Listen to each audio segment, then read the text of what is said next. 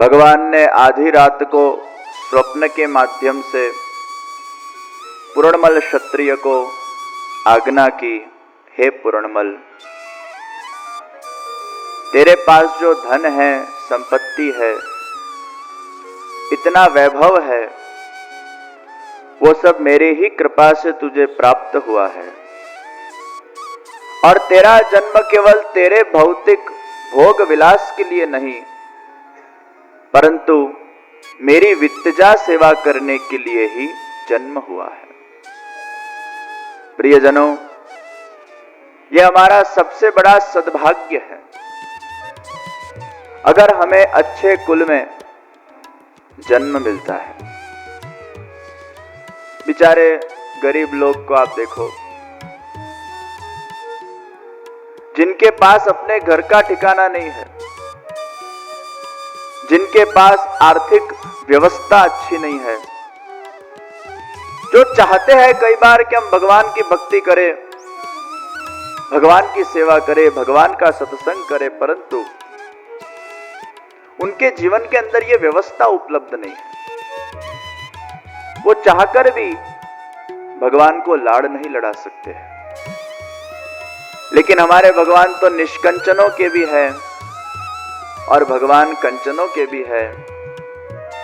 भगवान तो गरीब के भी है और भगवान अमीर के भी है, क्योंकि भगवान गरीबी या अमीरी नहीं देखते, भगवान तो केवल वो जीव के हृदय में पल भरा प्रेम को देखते हैं। प्रेम से भगवान वशीभूत होते हैं, अहंकार से भगवान वशीभूत नहीं होते हैं। गरीब की मां हो या अमीर की मां हो, लेकिन वो मां जब अपने बच्चे का पालन करती है, परवरिश करती है, पोषण करती है, तब वो गरीब की मां का प्रेम या अमीर की मां का प्रेम, वो प्रेम के अंदर कतई कोई फर्क नहीं होता है, क्योंकि प्रेम वो स्वतः मूल्यवान होता है, फिर वो अमीर का प्रेम हो या गरीब का प्रेम। प्रेम का अमीर या गरीबी के साथ कोई संबंध नहीं है। और इसलिए भगवान आपके कद को नहीं देखता, भगवान आपके पद को नहीं देखता, लेकिन आपका मन भगवान के पद में है कि नहीं, उसको भगवान जरूर देखते हैं। कद के तरफ भगवान की दृष्टि नहीं, पद के तरफ भगवान की दृष्टि नहीं, लेकिन मन वो पद के अंदर शरणागत होना चाहिए। कितना भी समृद्ध या करोड़पति आदमी होगा और वो भगवान को अगर 1 लाख 2 लाख या 5 लाख का डोनेशन देगा, और अगर वो डोनेशन के अंदर उसको अहंकार हुआ, तो हमारे भगवान भी फिर अपना भगवानत्व वहां प्रकट कर देते हैं। फिर भगवान क्या कहते हैं, तू क्या मुझे पैसा देगा? लक्ष्मी जी साक्षात मेरे वाइफ है, फाइनेंस मिनिस्टर वही मेरे वाइफ है भाई, तू क्या मुझे पैसा देगा? कोई अहंकार से भगवान को हीरे जवेरात भेंट करने जाए तो फिर भगवान को भी कहना पड़ता है, तू क्या मुझे हीरा जवेरात देगा? अरे पूरा क्षीर सागर वो मेरा है, पूरा गोडाउन मेरे पास पड़ा हुआ है, तू रिटेल में जाकर मुझे 1 नंग अगर हीरे या जवेरात का देगा, वो मुझे कोई इंप्रेस नहीं करने वाले हैं। पूरा सागर का मैं मालिक हूं। भगवान को कोई भी चीज अगर अहंकार से भरी जाती है, तो फिर भगवान भी कहते हैं, तो फिर मेरा भी भगवानत्व तुझे देखना चाहिए कि मैं अखिल कोटि ब्रह्मांड का नायक हूं, ये पूरा विश्व मैंने बनाया है, तुझे भी मैंने बनाया है, तेरे पास जो कुछ भी है वो मेरा ही दिया हुआ है, तू किस बात का अहंकार करता? परमात्मा ही देने वाला है, परमात्मा ही हमें हर एक चीज प्राप्त करवाने वाला है। और फिर हम वो चीजों का अगर अहंकार करते हैं, तो हमारे भगवान के भगवानत्व को वो ठेस पहुंच जाती है कि मैं तेरे लिए बालक बना, मैं तेरे लिए तेरा पति बना, मैं तेरे लिए तेरा बना, और फिर तू मेरे सामने अहंकार की बात करके अपनी झाड़ झाड़ करता है। फिर भगवान को भी उसको रियलाइज कराना पड़ता है, ये जो कुछ भी तेरे पास है वो देने वाला मैं स्वयं परमात्मा।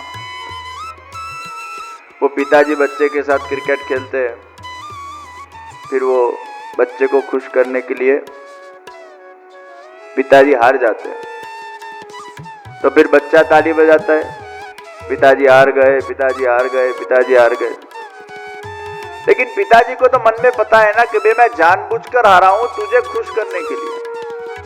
लेकिन फिर बच्चा बहुत हेगड़ी मार मार करे, देखा मैंने तुमको हरा दिया, देखो मैं कितना बड़ा बैट्समैन हूं, देखा मेरे अंदर कितना सामर्थ्य है, देखा। वो एक आध दो बार देखा देखा चला लेगा, फिर 10-15 बार बहुत हेगड़ी मार मार करे तो फिर पिताजी को भी बताना पड़ता है कि मैं तेरा पिता हूं, मैं सचमुच नहीं हारा, मैं जानबूझकर तुझे प्रसन्न करने के लिए हारा था। लेकिन तू उसका अगर गैर फायदा उठाएगा तो फिर मुझे भी बताना पड़ेगा कि मैं भी कौन हूं और तू कौन है भाई। उसी भांति परमात्मा के सामने व्यक्ति अगर अहंकार वाले लेवल से जाता है, ये हमारे प्रभु को जरा भी पसंद नहीं। इसलिए ठाकुर जी के पास जब जाओ ना तो जो लेबल निकाल के जाना भाई। हम जब पैर के जूते निकालते हैं ना, उसके साथ हमारे माइंड के अंदर जितने भी लेबल है ना वो सबको भी निकाल देना चाहिए। हम बड़े बड़े लेबल लगा के जाते हैं, मैं आर्किटेक्ट, मैं इंजीनियर, मैं पॉलिटिशियन, मैं म्यूजिशियन, मैं ये, मैं वो, मैं ट्रस्टी, नाखो मारा पर दृष्टि।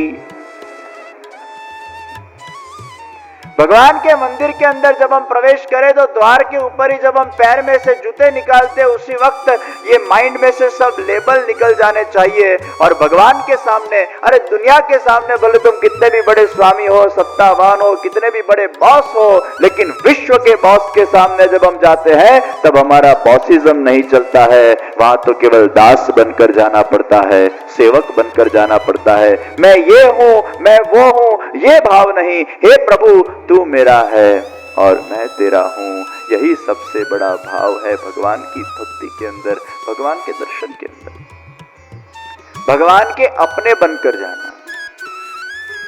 अहंकार भगवान को जरा भी पसंद नहीं है, क्योंकि अंततो गत्वा ये सब देने वाले साक्षात ईश्वर हैं।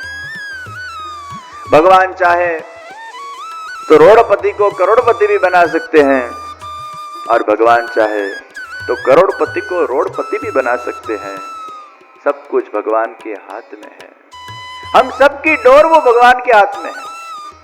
नचाते हैं कठपुतलियों की तरह, किस वक्त किसको हीरो बना देना और किस वक्त किसको जीरो बना देना वो हमारे प्रभु को बहुत अच्छी तरह आता है। इसलिए हीरो बनने के बाद बहुत अहंकार करने की जरूरत नहीं है।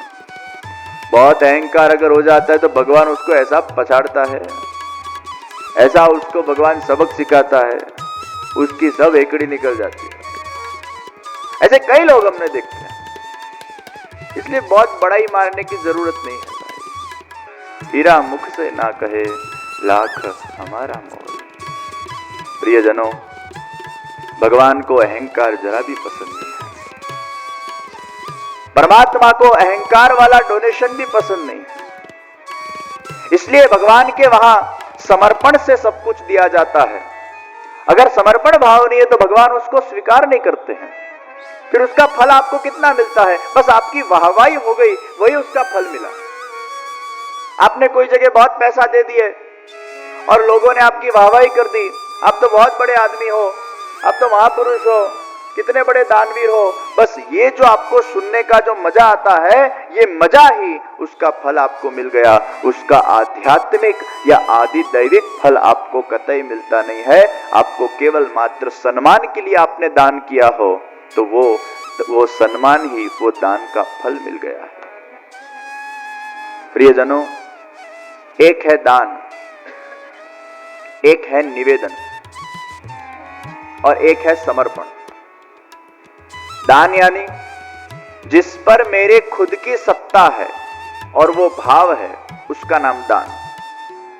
ये मेरा है और मैं तुझे दूं, ये दान। लेकिन उसमें ममत्व जाता नहीं। दान देने के बाद भी अगर किसी को आपने साड़ी भेंट में दी और फिर कोई कार्यक्रम के अंदर वो बहन अगर साड़ी पहन के आए तो ये आदमी 5 लोगों को इकट्ठा करके कहता है ये अपन ने दिया, आपड़े आप ही। तो दान देने के बाद भी उसके अंदर जो त्याग भावना है वो कतई लुप्त नहीं होता है। तो दान के अंदर अपने स्वयं की सत्ता है, ये मेरा है और मैंने इसको दिया है, उसमें मेरे पने का भाव है। इसलिए दान को अच्छा माना गया, लेकिन उसको पूर्ण रूप से शुद्ध नहीं माना गया, क्योंकि उसके अंदर अहंकार है। निवेदन यानी जो जिसका है उसको उसका मानना, उसका नाम निवेदन। आप किसी के रेंट के फ्लैट के अंदर रहते हो, तो आप जब जब वो फ्लैट के अंदर प्रविष्ट होते हो तब तब आप अपने आप को कहते हो ये मेरा फ्लैट नहीं है, ये रेंटेड घर है और मैं इसमें कुछ समय के लिए रह रहा हूं, ये मेरा परमानेंट घर नहीं है। तो जो जिसका है उसको उसका मानना, उसका नाम निवेदन। और समर्पण यानी जो पहले से ही भगवान का है और जो भगवान का है उसको वापस भगवान के चरणों में समर्पित करना, उसका नाम समर्पण है। दान में ये मेरा है और मैं तुझे दे रहा हूं, समर्पण में ये पहले से ही प्रभु का था, ये प्रभु की ही वस्तु का मैं उपभोग कर रहा था और जो प्रभु का था वो वापस प्रभु को मैंने प्रदान कर दिया, उसी का नाम है समर्पण। तो समर्पण के अंदर हमारी सत्ता नहीं है, वहां परमात्मा की सत्ता का स्वीकार है। इसलिए समर्पण के अंदर अहंकार नहीं है, समर्पण के अंदर भाव की महत्ता है। दान के अंदर अहंकार की महत्ता है। प्रियजनों, भगवान को जो कुछ भी दो वो समर्पण भाव से दो, दान भाव से मत देना। वो दान के अंदर भी समर्पण होना चाहिए। पुरणमल क्षत्रिय ने वित्तजा सेवा जो की है वो समर्पण भाव से की है।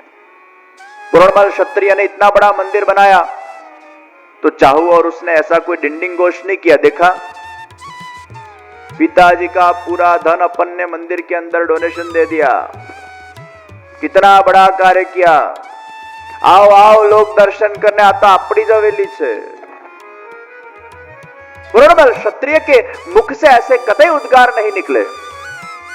पुरणमल क्षत्रिय ने किसी को प्रचार भी नहीं किया है कि उन्होंने इतना धन ये श्रीनाथ जी की हवेली के अंदर खर्च कर दिया है, पूरा लुटा दिया है।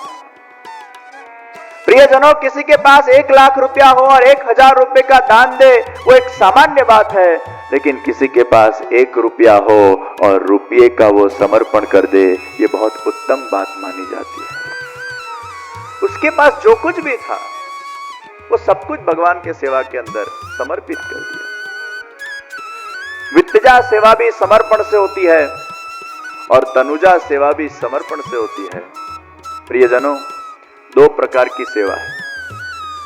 सबसे पहली तनुजा सेवा, जो तन से की जाती है उसे तनुजा सेवा बोलते हैं। जो पैसे से की जाती है उसे वित्तजा सेवा कहते हैं।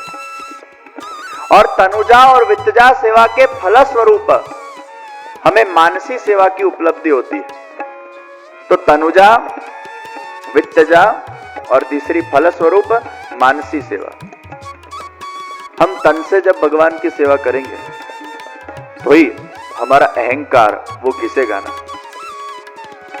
आप अगर तनुजा सेवा नहीं करोगे तो आपके अंदर जो अहंकार भरा पड़ा है उसको आप निकालोगे कैसे?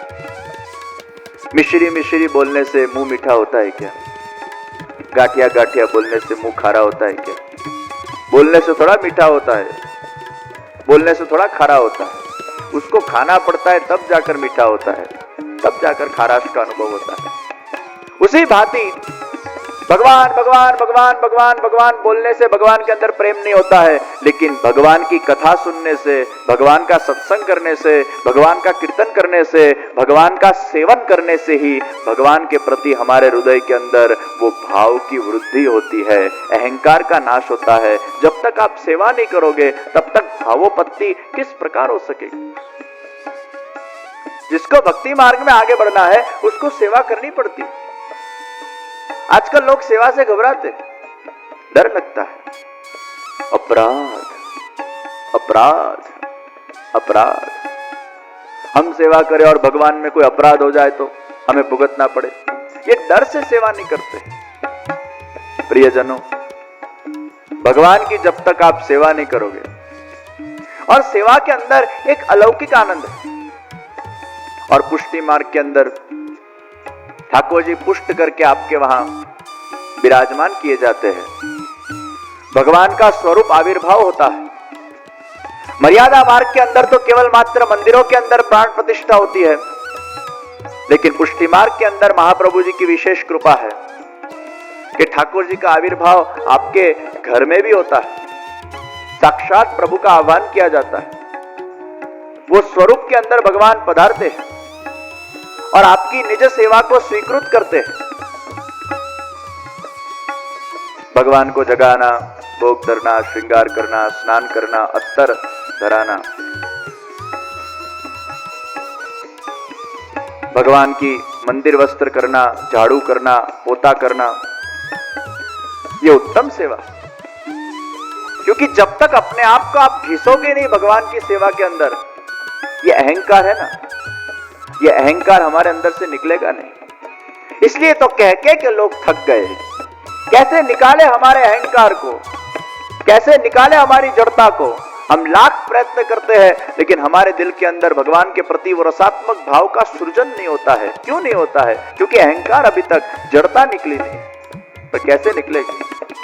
भगवान की सेवा तो हम करते नहीं। सेवा करने के बिना हमारी जड़ता को हम कभी भी निकाल नहीं पाएंगे। प्रियजनों, भगवान का मंदिर वस्त्र जब हम करें ना, भगवान के मंदिर में जब झाड़ू मारे, वो करोड़पति बड़ी कॉरपोरेट कंपनी का बॉस जब भगवान के मंदिर का झाड़ू मारता है ना, तब उसके अंदर ये भाव जागृत होता है कि मैं भगवान का सेवक हूं और भगवान मेरे स्वामी है। और 10 बार झाड़ू मारेगा ना, तब जाकर उसका अहंकार धीरे धीरे विलीन होगा और भाव जागृत होगा, मैं दास हूं। तनुजा सेवा वो अहंकार को विलीन करती है, उसमें भी समर्पण भाव है। वित्तजा सेवा वो भी अहंकार को विलीन करती है। भगवान की आप वित्तजा सेवा कीजिए, ठाकुर जी की द्रव्य की सेवा कीजिए, उसमें आपका भाव अगर निस्वार्थ है, निष्काम है, केवल प्रभु को प्रसन्न करने का आपका भाव है, तत्सुख की आपकी विचारधारा है, तो वो भाव से भी आपके जीवन के अंदर अहंकार की निवृत्ति होती है।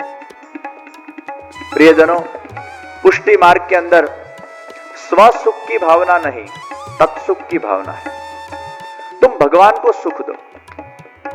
सुख देना वही प्रेम है, सुख लेना वो स्वार्थ है। परस्पर सुख देने की जहां बात है वहां प्रेम है। यशोदा जी जब ठाकुर जी के श्रृंगार करती, कितना सुंदर भाव है। तो यशोदा जी सोचती, मैं नए नए आभूषण ठाकुर जी को धराऊं जिससे ठाकुर जी प्रसन्न हो। लेकिन ऐसा नहीं था कि ठाकुर जी को आभूषण के प्रति बहुत आकर्षण था या आसक्ति थी, नहीं। ठाकुर जी आभूषण क्यों धरते थे? कि मेरी मैया को आभूषण धरना पसंद है, तो उनके आभूषण अगर मैं धरूंगा तो उनको प्रसन्नता मिलेगी। तो भगवान के मन में भक्त को प्रसन्न करने का भाव है और भक्त के मन में भगवान को प्रसन्न करने का भाव है। जहां एक दूसरे को प्रसन्न करने का भाव का ब्रिज बनता है, उस ब्रिज का ही नाम हम कहते हैं ये शुद्ध निर्विकार प्रेम तत्व है। जहां दोनों बाजू से एक दूसरे को सुखी करने की भावना वो जागृत होती है, एक दूसरे को तत्सुख देने की भावना जागृत होती है। मैं इसको कैसे सुख दूं और वो सोचे मैं इसको कैसे सुख दूं। और जहां दोनों बाजू से सुख देने की भावना है, वही नेचुरल